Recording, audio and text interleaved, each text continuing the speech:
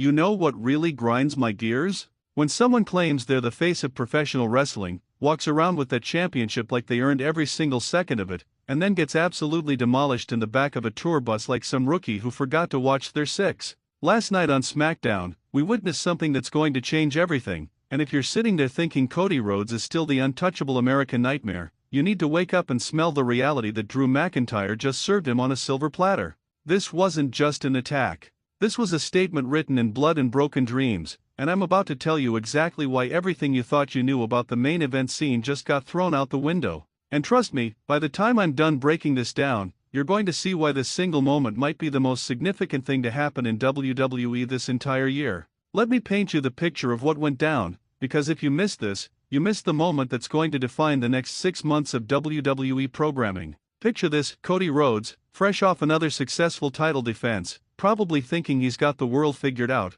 walking through the backstage area with that championship gleaming on his shoulder like a beacon of his so-called dominance. The man who finished his story, right? The guy who finally conquered Roman Reigns and did what his father never could. He's probably already planning his next WrestleMania moment, already scripting his retirement speech 20 years from now, already thinking about which Hall of Fame speech he's going to give and how many tears he's going to shed. The arrogance of walking around backstage like you own the place, like you're invincible, like nobody in that locker room has the guts or the ability to knock you off your pedestal. That kind of confidence is exactly what gets you hurt in this business. But Drew McIntyre had other plans, and those plans involved turning Cody's entire world upside down in the most brutal fashion we've seen in months. The Scottish Warrior didn't just jump Cody. Anyone can throw a cheap shot. Anyone can blindside someone in the parking lot. We've seen the tired formula 1,000 times. Some jealous midcarder attacks the champion from behind, gets a few shots in, and then runs away before security shows up.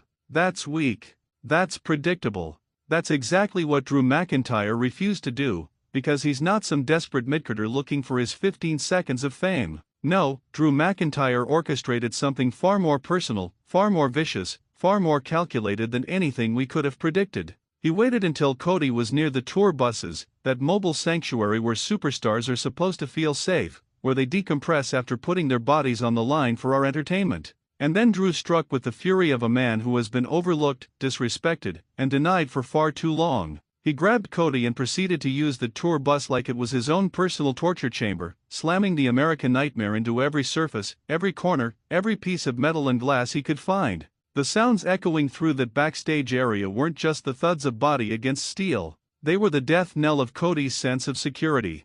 They were the war drums announcing that Drew McIntyre isn't playing by anyone's rules anymore. When Drew started using the bus door as a weapon, opening it and slamming it into Cody's body repeatedly like he was trying to close a suitcase that was too full, you could hear the entire locker room go silent. Everyone backstage knew they were witnessing something different, something more intense, something that crossed lines that usually don't get crossed even in this violent business. When he dragged Cody up the steps and started bouncing his head off the seats inside, when he used the overhead compartments to his advantage, when he literally threw the champion through the emergency exit window in a shower of glass and twisted metal, we all realized we weren't watching a simple beatdown. We were watching a man exorcise years of frustration, years of being passed over despite being one of the most talented performers on the entire roster. And here's where it gets really interesting, because the WWE cameras captured every single second of this carnage. Every punch, every slam, every moment of Cody trying desperately to fight back only to get overwhelmed by Drew's unrelenting assault. The blood streaming down Cody's face wasn't makeup department magic. That was real. That was the price you pay when you assume you're safe anywhere in this business. Drew left Cody laying in a heap of twisted metal and shattered glass, standing over him like a conqueror surveying the ruins of an empire he just toppled. The image of Drew McIntyre, chest heaving, fists still clenched, eyes wild with the kind of intensity that makes you believe he might not be acting anymore, that's going to be replayed over and over again. That's going to be on every highlight reel, every recap show, every wrestling news site for weeks to come. The referees and officials who finally pulled Drew away looked absolutely terrified, because they realized they weren't dealing with the professional Drew McIntyre they thought they knew. They were dealing with something that had been unleashed, something that can't be put back in the box. Now let's talk about what this means for the championship picture, because if you think Cody is walking into the next pay-per-view at full strength, you're absolutely delusional. Drew McIntyre just sent a message that echoed through every locker room, every executive office, and every fan watching at home. That message is simple: your hero is vulnerable, your champion is human, and the Scottish psychopath is coming for everything Cody holds dear.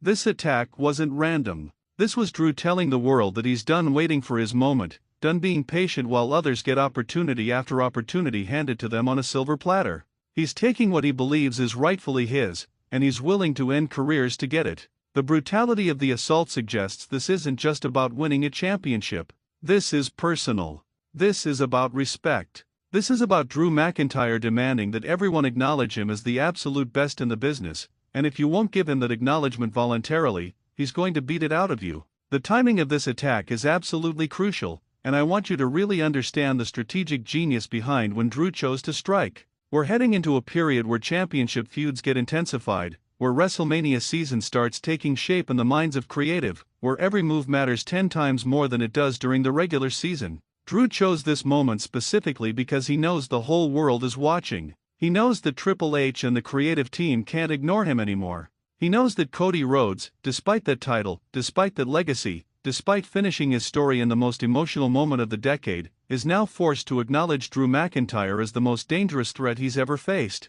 And honestly, after what we saw last night, I don't think Cody has an answer for this version of Drew. This isn't the Drew who plays by the rules. This isn't the Drew who waits for his shot.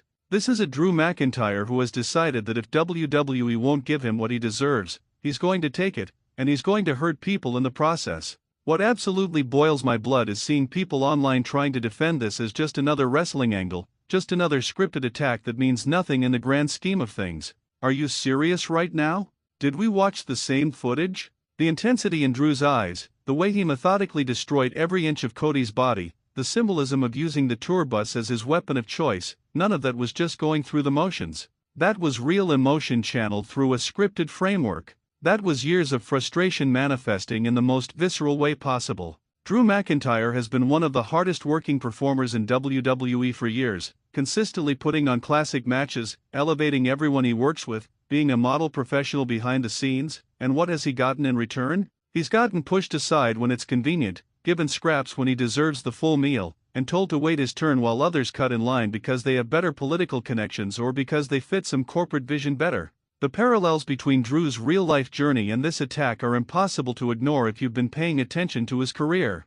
This is a man who was released by WWE years ago, essentially told he wasn't good enough, that he didn't have what it takes to be a top star in this company. He went out into the independent wrestling world and remade himself into one of the best wrestlers on the entire planet. He dominated everywhere he went, won championships, main event shows, proved every single doubter wrong. He came back to WWE a completely different performer, a completely different man, and he won the WWE Championship in an empty performance center during a global pandemic, robbing him of his proper moment with fans celebrating in a packed stadium. He's been promised his time repeatedly, only to watch as others get prioritized, as Cody gets the WrestleMania spotlight, as Roman gets the longest title reign in modern history, as everyone else seemingly gets their moment except him. So when he grabbed Cody last night and threw him into that bus with everything he had, he wasn't just attacking the WWE champion. He was attacking every broken promise, every missed opportunity, every time someone in a suit told him to be patient while they gave his spot to someone else who didn't work half as hard.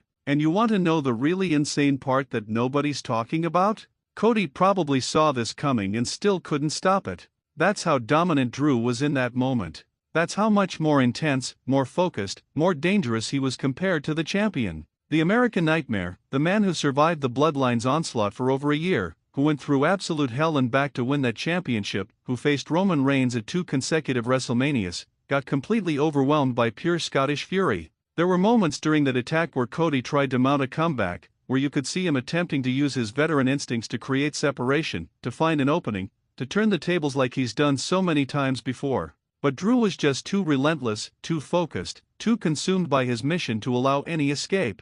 Every time Cody created an inch of space, Drew closed it immediately with another devastating strike or throw. Every time Cody tried to fight back, Drew hit him twice as hard. This was a level of domination we haven't seen from Drew in years, maybe ever. The medical staff rushed to Cody's aid after Drew was finally pulled away by what looked like a dozen officials and referees, and the look on their faces told us everything we needed to know about the severity of what just happened.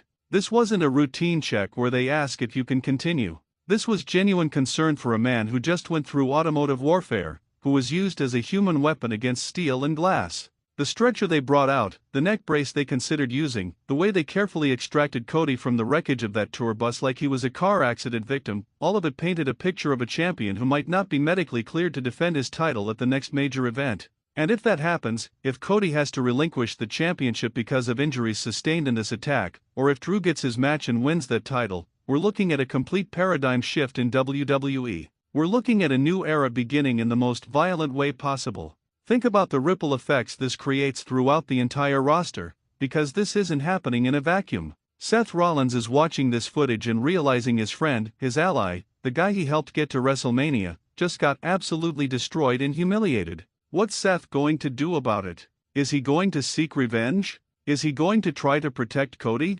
Kevin Owens is probably plotting his own move, seeing an opportunity to strike while both Drew and Cody are distracted with each other. Gunther is observing from afar with those cold, calculating eyes, determining exactly when to make his move for that championship because he knows chaos creates opportunity. LA Knight is trying to figure out how to capitalize on all this chaos and insert himself into the main event picture. The entire main event scene just got shaken up like a snow globe because Drew McIntyre decided he was tired of waiting and took matters into his own hands, literally and violently. This is how you create must-see television that has people talking for weeks. This is how you make people tune in next week wondering what happens next, whether Cody can even stand, whether Drew is going to strike again. This is how you build to a match that people will actually care about, that will draw money, because the stakes just got raised to astronomical levels and the hatred feels real. Let me address something else that's been bothering me about the reaction to this attack. I've seen people saying Drew went too far, that this was unnecessary, that WWE shouldn't be promoting this kind of violence. Give me a break. This is professional wrestling, not a tea party. This is a business built on conflict, on physicality, on pushing boundaries to create compelling stories. Drew McIntyre didn't go too far. He went exactly as far as he needed to go to make this feel important, to make this feel different from every other generic attack we've seen a million times. When was the last time you actually felt shocked by something in WWE? When was the last time your jaw dropped watching an attack? This business has become so sanitized, so safe, so predictable that when someone finally does something that feels dangerous and real, people don't know how to react. Drew gave us a moment that matters, a moment that will be remembered, and instead of appreciating it, some of you want to clutch your pearls and pretend this crosses some imaginary line. The symbolism of the tour bus itself is something we need to discuss because it's not just a random location. These tour buses represent home away from home for WWE superstars. They spend more time on these buses traveling from city to city than they do in their actual homes. It's where they rest, where they recover, where they let their guard down. Drew choosing to assault Cody in this space sends a message that nowhere is safe. Your locker room isn't safe. The ring isn't safe.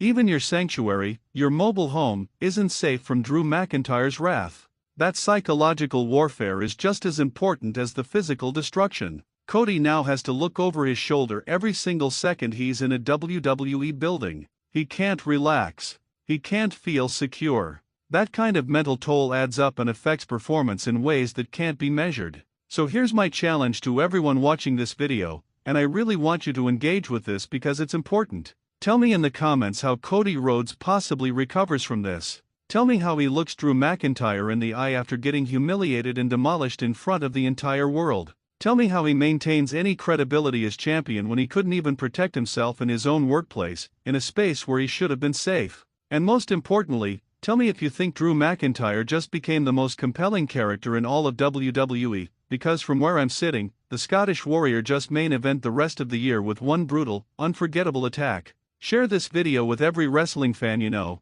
because we need to talk about what happens next, and we need to acknowledge that Drew McIntyre might have just changed everything we thought we knew about the championship picture and the main event scene moving forward.